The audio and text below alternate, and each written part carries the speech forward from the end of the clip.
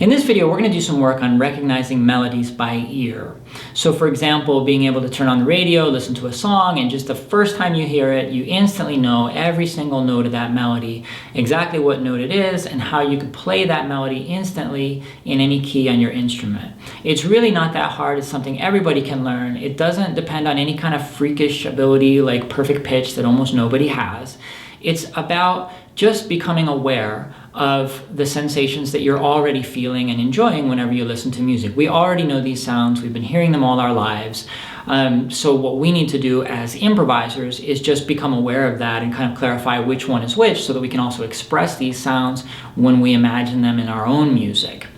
Now this video is for everybody. I'm going to demonstrate some things on the guitar because it allows me to combine notes and chords together, but this is for all instruments, and I think it's something that is really fascinating, and most people really flip when they discover that they can actually do this.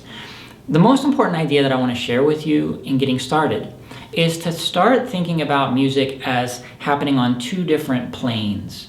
And in the foreground, you've got the melody. Those are the notes, the individual notes of the melody. We need to focus on that. In the background, that's where you can think of the chords. So I want you to think of the chords to a song as kind of like background colors or the backdrop of a stage. And the melody notes, those are like the actor on the stage. Okay, that's the story being told. And the reason why you have to focus on it that way is because, depending on what chord is sounding in the background, it's going to change the way these melody notes sound and feel. And so you're going to have to put some effort into maintaining, like almost like trying to ride a horse or something and not get thrown off. As you're following that melody, you're going to have to ignore the distractions in the background that these chords are producing and continue to focus on the sound of each note of that melody and recognize what note on your tonal map that is. Now in the future, we're going to turn this challenge into actually a great source of strength, because the more you study chords, the more you're going to understand the relationship that every note has to every chord. And so hearing and recognizing those chords in the background is actually going to help you recognize the melody. But in the beginning, I think it's more helpful to just separate these two planes and concentrate all your attention on just those melody notes and try to tune out the chords in the background, or try to continue hearing the melody notes and recognize that that's still the same note, even if the chord in the background is changing around it. And that's what we're going to work on today. I'm going to show you some examples. So let's pick a key on the guitar. I'll build the major scale here. This will be my note 1. And so we're going to put all the musical examples from today in this key. And so we'll review the notes of the major scale. 1, 2, 3, 4, 5, 6, 7, 1. And for today, everything I show you is just going to use 4 of these notes. We're just going to focus on this upper region. 1, 7, 6, 5. Just here. 5, 6, 7, 1. And we're gonna see these notes from so many different angles that my hope is that just from watching this video, you've already got a head start on recognizing all these notes by ear, because you're gonna come away with more clarity and a deeper familiarity of these 4 sounds and how they can feel to you when they're in the context of different chords. So we're actually gonna do some of this work together. I think the first thing is just to maybe clarify which sound is which and be able to sing them by their numbers when you're just hearing them the way we normally expect to hear them, which is in the context of the 1 chord, the way the major scale normally sounds to your ear. So if I wrap this note 5, for example, on the 1 chord, it sounds like this. If I go up to 6, if I stretch up here for my 7, and then my 1, right? 1, 7, 6, 5. Notice how the 5, we can accentuate that sensation by even wrapping the 5 chord around it. But what I want to show you is this relation here. 5, 1, right? Like that cadenza that ends all the tangos, right? 5, 1. That's really important because that connects the lowest note with the highest note. It's the most important relationship in all of Western music, is the 5 going to the 1.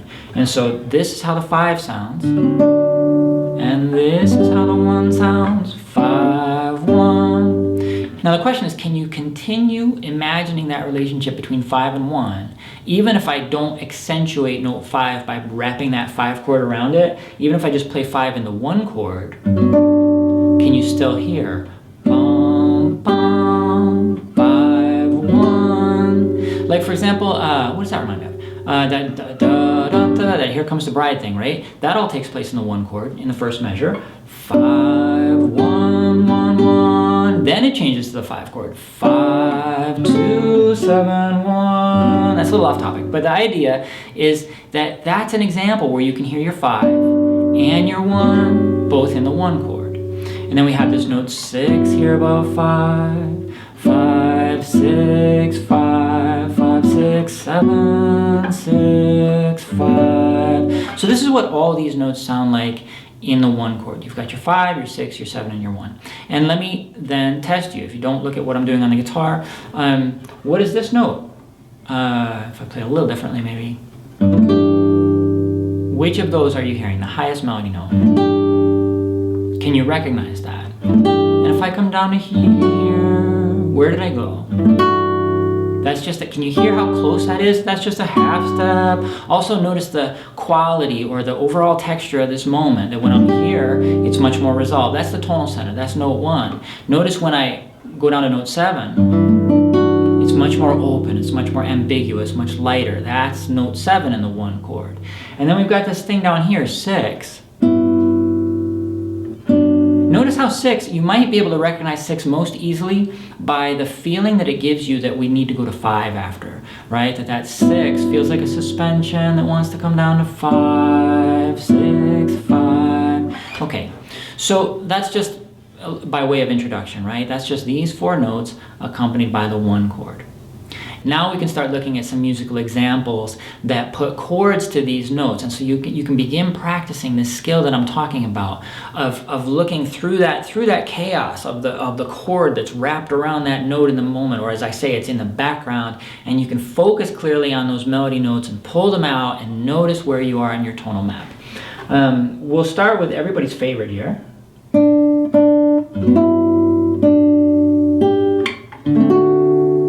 Okay, now remember, the 4 notes I'm using are just 5, 6, 7, and 1. And my notes are these. 5, 6, 7, 1. And so if we separate out the chords and you just hear that melody,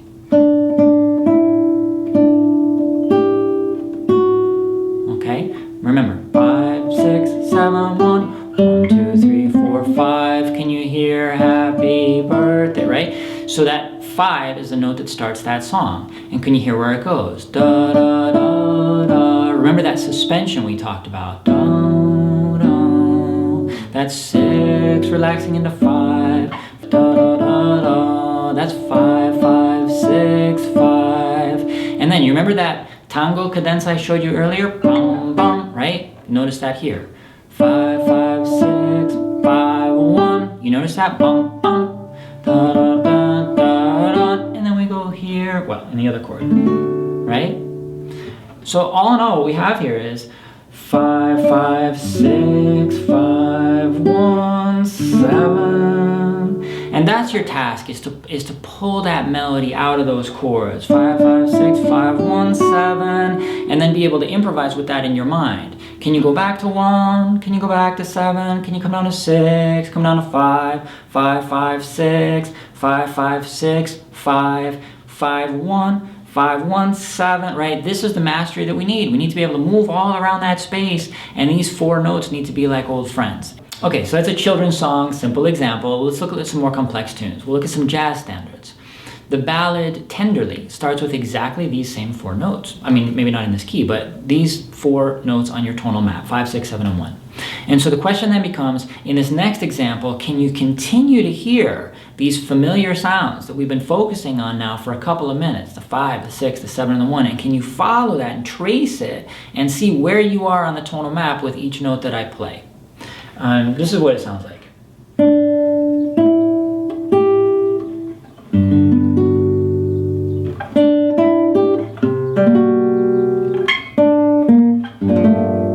Just the first part of that, just these first few notes. We'll take the chords away now and just pull out the melody.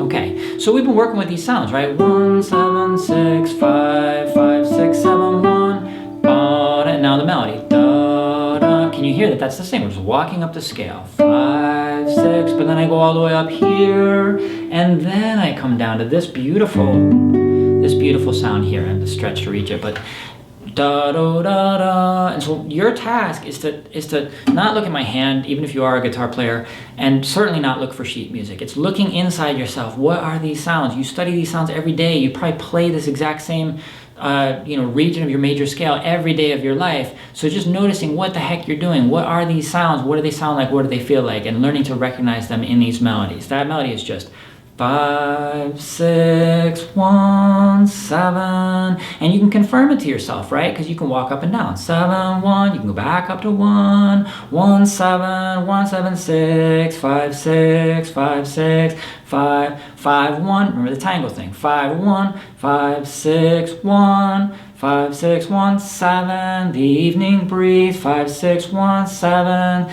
So that's what those notes are in Tenderly. The composition Solitude by Duke Ellington starts in this exact same place in the octave. Can you hear these sounds that we've been studying? Can you hear them in this example?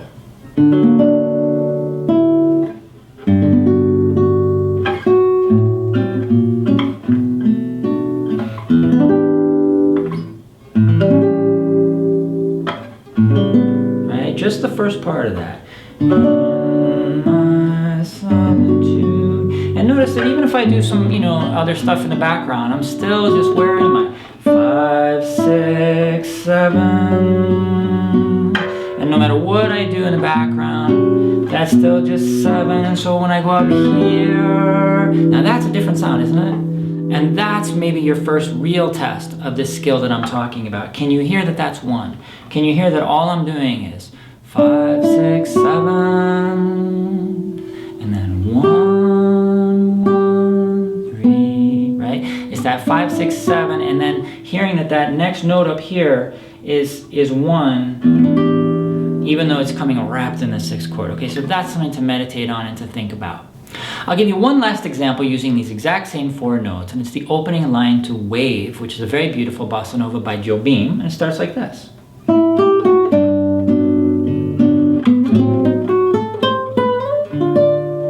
Just up to there, notice this opening phrase.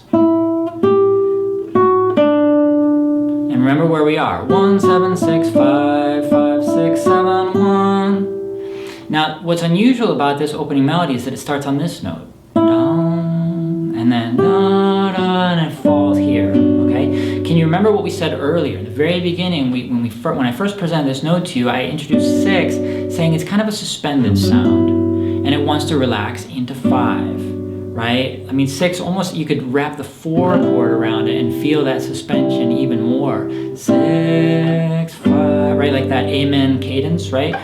6, 5. And notice in this song exactly where we start and exactly where we end. It starts here, and then it goes up here, and where does it end? Right? It does exactly what we said. It starts on 6, which is more of a suspended feeling, and it ends up in 5. It just goes up here to these beautiful notes 1 and 7 first, which only accentuates that feeling of suspension, right? You're just about to fall over the precipice, and then it lands on note 5. So that's yet another example of these exact same sounds that we already had all the way back in Happy Birthday, and these sounds are everywhere. And we could go on like this all day. If we pick another part of the major scale, like notes 1, 2, 3, and 4, we could come up with all kinds of song examples that use notes 1, 2, 3, and 4. It's a lot of fun to make this connection and to discover these beloved sounds that you're using every day in your own improvising, to discover those sounds in kind of their native habitat, which is in songs, right? And to make that connection for yourself. Not only does it allow you to decipher these songs and understand how you could play them, but also the songs are teaching you beautiful musical examples of what you can do with these notes. And so it's super inspiring when you go back to improvising and you've really gotten to know each note in all these different ways and all these different melodic possibilities. It's like you're really getting to know these sounds. And that's part of what we get from listening actively to the music that we love and looking for these same raw materials that we're working with in that music. And the most important tip that I wanted to share with you today is to try to focus on pulling that melody out of the chords and learning to hear the sounds that you know from your tonal map without being distracted by the other effects that are being created by the chords. So I hope you'll give that a try. If you have any questions, I love this subject. I love talking about it. Please send me a note, post a comment, and I'll be happy to talk about it with you, and we'll help you get off to your first few steps in doing this. I think you're going to find it very addictive and very exciting when you realize that you can listen to music and actually know what's going on.